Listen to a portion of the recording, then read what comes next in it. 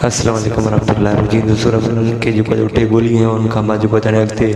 Charge कमाल खान जेको आहे त रबन के ज़हर जी इंजेक्शन हणंदो इस्पताल में वञी करे या जेको आहे त इस्पताल खां रबन ठीक थी करे घर ईंदो या जेको आहे त हुनखे उठो मारींदो। आख़िरकार जेको आहे त अॻिते छा ॼण वारनि बाबति मां तव्हांखे ॿुधाइण वारो आहियां। पर दोस्तों